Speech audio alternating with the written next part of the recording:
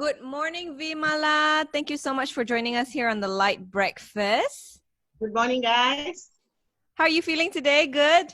Yeah, I'm good. Thank you. Yeah, I heard you were very busy yesterday, a full day of distributing goods, right? Yeah, Now, distributing and yeah. Now, a lot of ordinary Malaysians, we're like coming together at this difficult time to help those in need. Most will either donate money or food items, but what made you decide to donate sanitary pads instead? well, actually, I was actually also donating milk formulas to babies out there, but it took one father who reached out to me to get sanitary pads for his daughter. And that got me thinking. It's just that one father asking sanitary pad for his daughter, so that got me working on it, and I just started the project right now. But how does this project start? Like, how did it start? Like, did you put in your own money in the first place to buy these No. pads? Yes, the very first pack was my own money because I was just thinking about this one little girl one young girl who needed the sanitary pad. But then when I started thinking, I just came together on Facebook. I just posted on Facebook the plight of the father. And I was asking my friends if they wanted to, come together to get sanitary pads. And then um, overnight, we got about 200 over packs from some of my friends. And then I thought it was just not that one block or one PPR area. So I wanted to do more. So I started posting on social media, talking about it to friends and everybody. And then we just started coming, the sanitary pack started coming. And Malaysians were really generous when they heard my plight. So they just started sending the sanitary packs. But how did you get to first know about the plight of these women, who cannot afford to get sanitary pads? I've been in touch with most of these families, personally in touch. I've been talking to them over the phone and all that. So I have been working with some of these families in a very long time. I've been doing small time charities like sharing groceries and stuff like that with some of these families, and I've been in touch with them.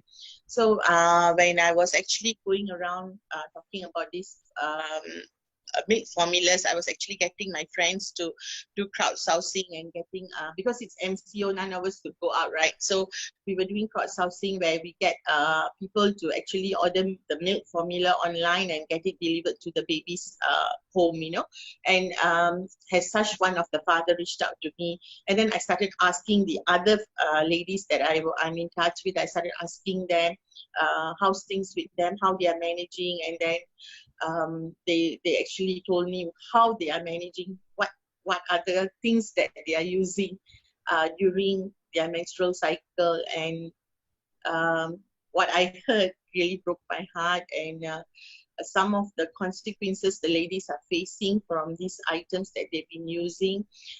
Some of the items they've been using are even soaked newspapers, which they mold into sanitary pads. Newspapers. Yeah, I've actually read about homeless women and women who are living in poverty. They use all sorts of items to replace the sanitary pads, like from socks to towels. Besides newspaper, what else have you heard? Like, what other substitute do they use? They use good morning towels, sarongs, plastics. Some of them just stay indoor, and keep washing themselves. Pillowcases, tissue papers, and there are cases where one sanitary pad is used for about 2 to 3 days. They wash, rinse, and reuse it. But doesn't that come with other medical issues as well? Yes. So a lot of them are facing infection, and some of them had to, stick.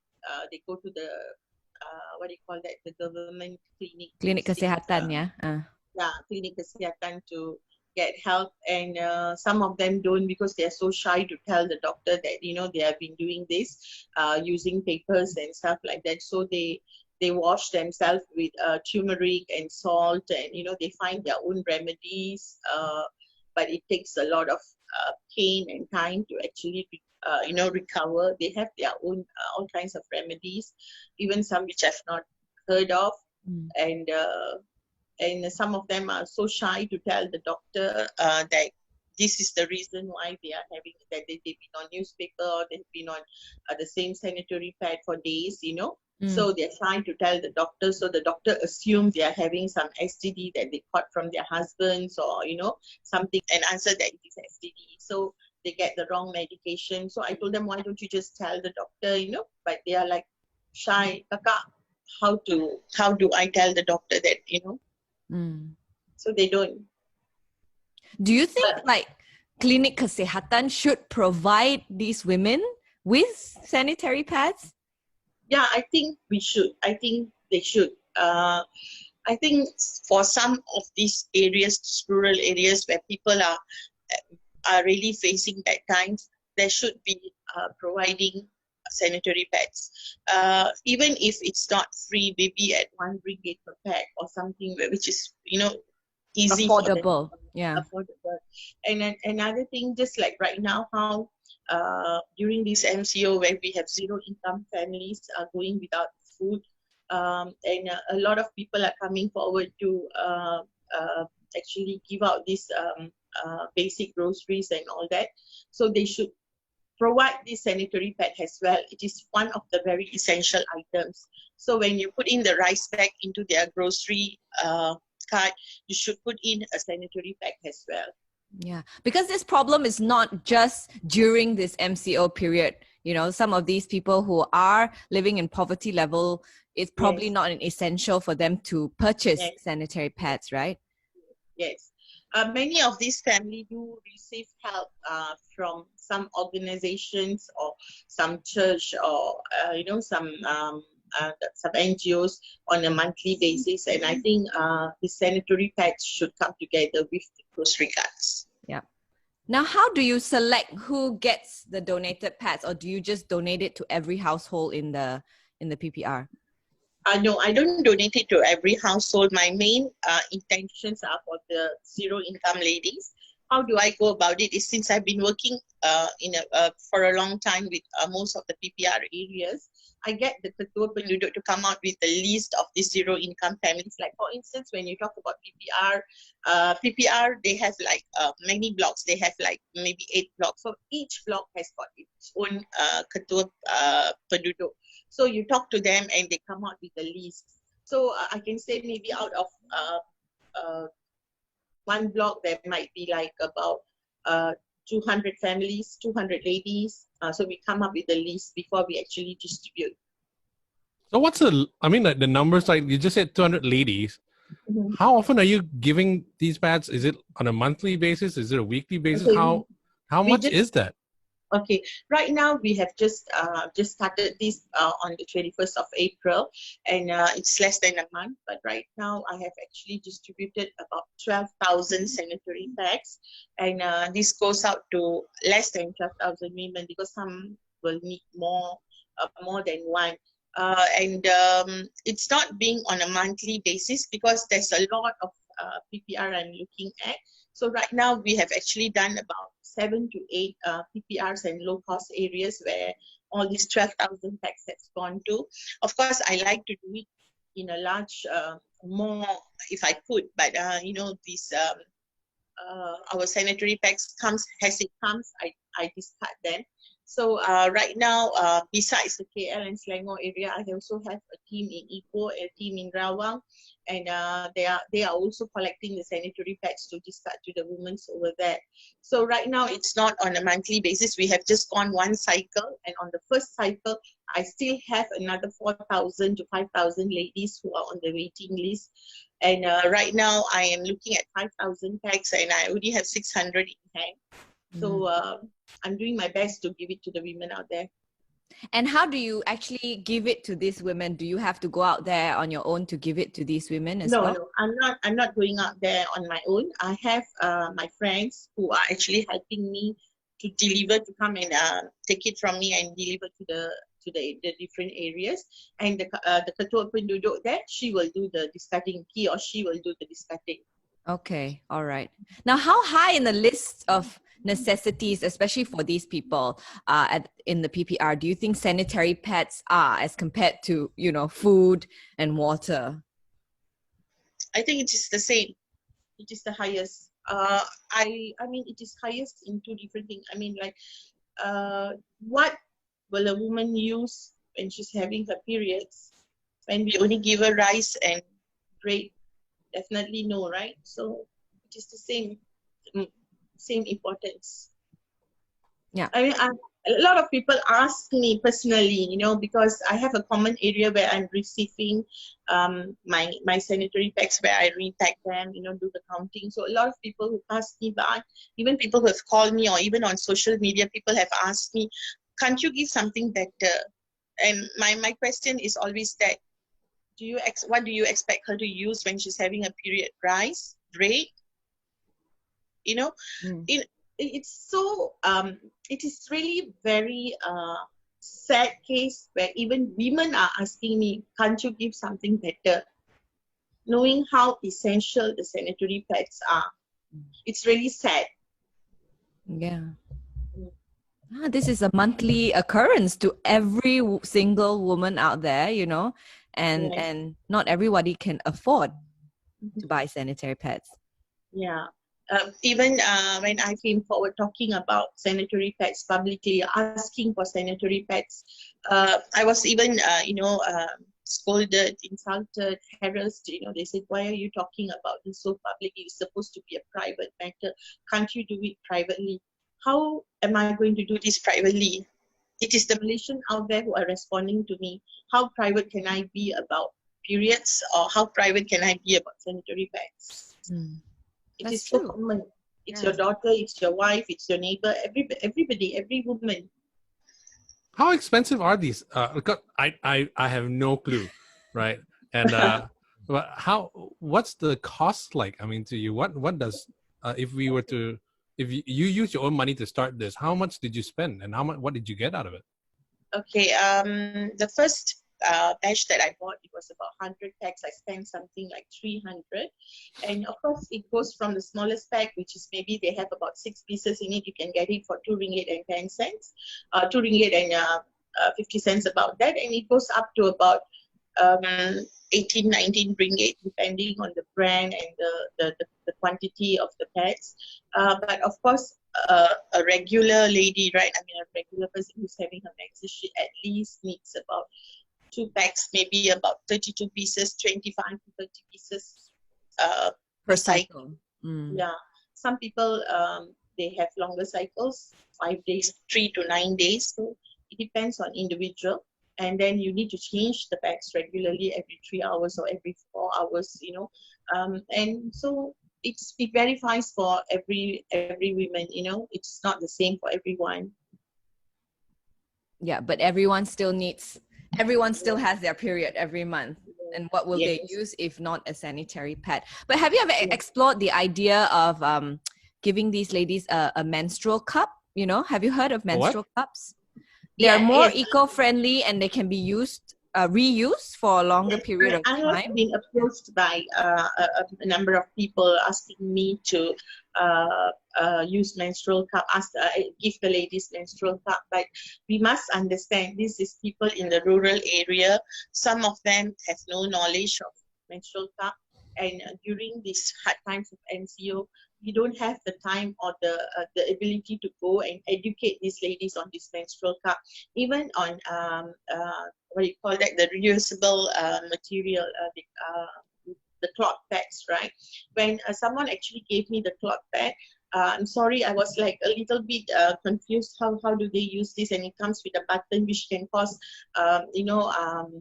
uncomfort can cause discomfort for the women. So even me, I mean, like, we know of these things, right? So even it got me thinking for a few minutes, how do I do this? And I had to look at the manual.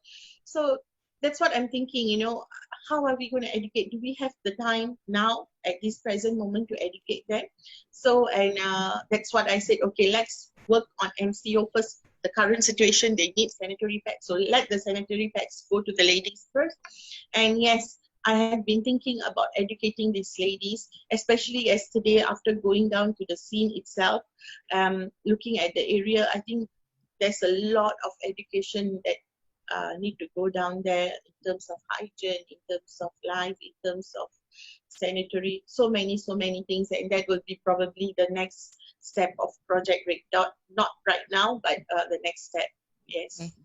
I remember earlier you told us that you went to a PPR yesterday to do some interview, to interview some families and all that. Share with us a heartbreaking story of a family in need right now. That would really bring tears to my eyes. But okay, let me tell you, there was this particular lady that I met. She was a very young mother, very beautiful young lady. She was 30 years old and she has got 6 children.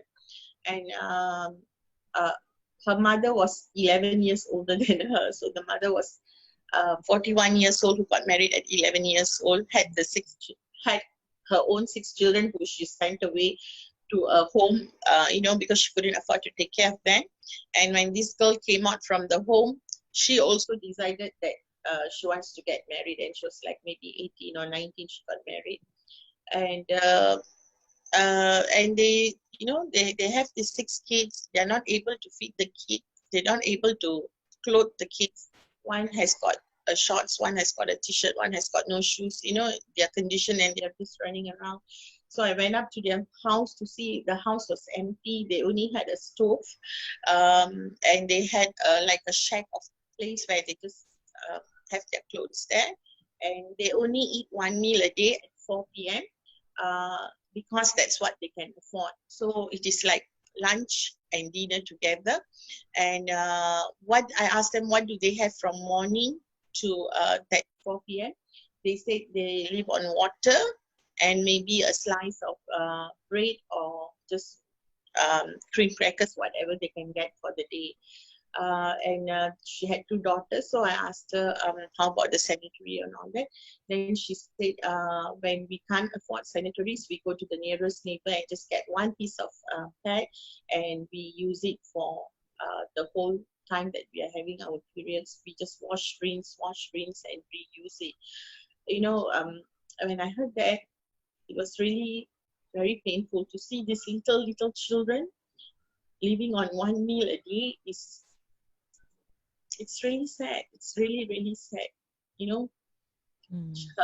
Her children were from the age of 3 months to 12 years old. And when you go into a slum area and they see a new strange face, and all the children will come running to you, expecting that you have brought some food for them. Luckily, I brought a bag of biscuits. I brought a big bag of biscuits for them, but it was not enough for that day or for all that children. And talking to each and every child there,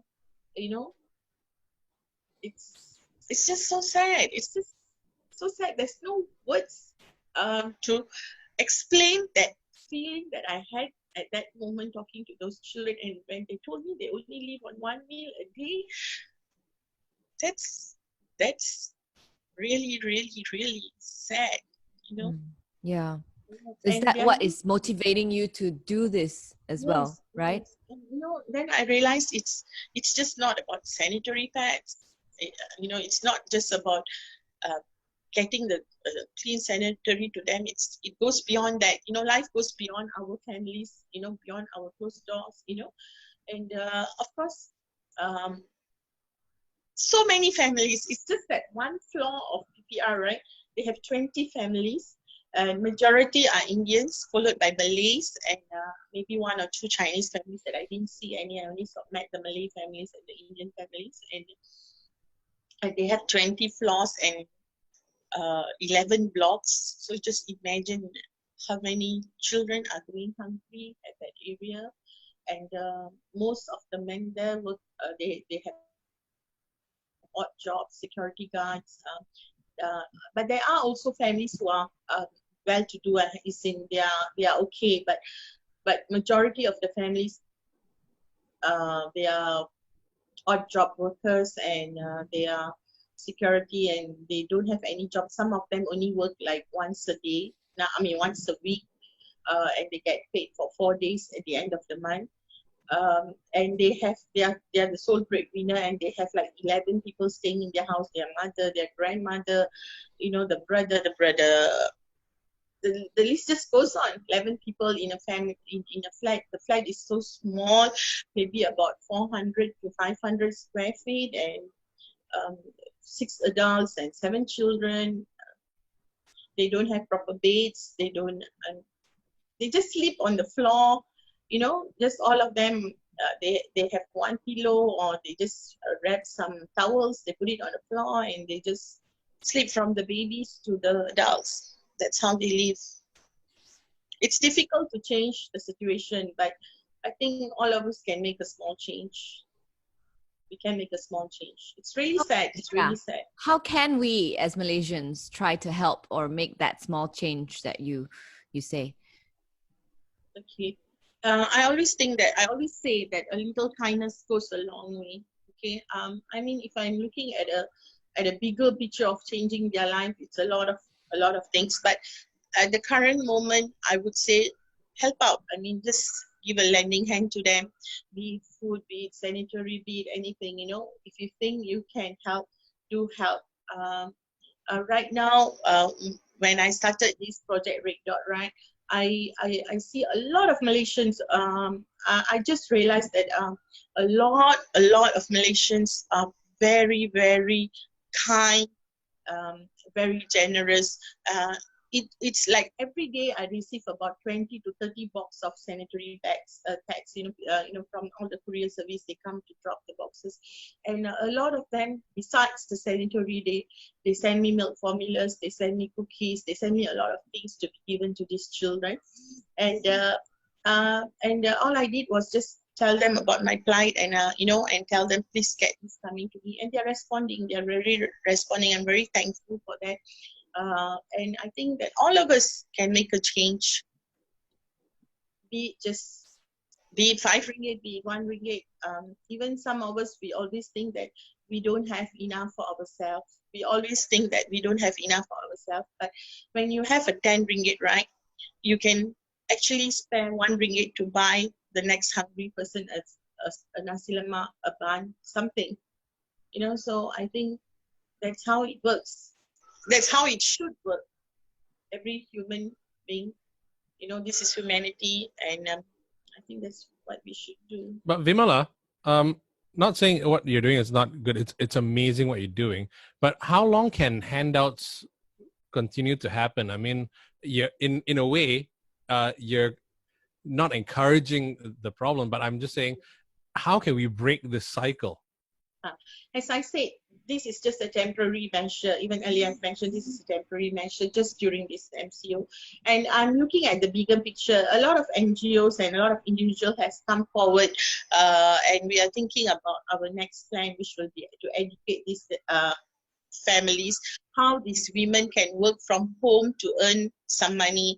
A lot of things. Of course, I'm not an expert in all these topics, but once I started Project Red Dot, a lot of people have actually come forward. NGOs, groups have come forward to look at the bigger picture, what we can do to rectify these issues. But at this present moment, my only intention at this present moment is get these women's sanitary pads sorted, get food sorted for them. So this is what I am thinking right now. But of course, there are talks about how we can help change the lives of these people. Not overnight, but yes, we do have intentions to start programs to help out these families.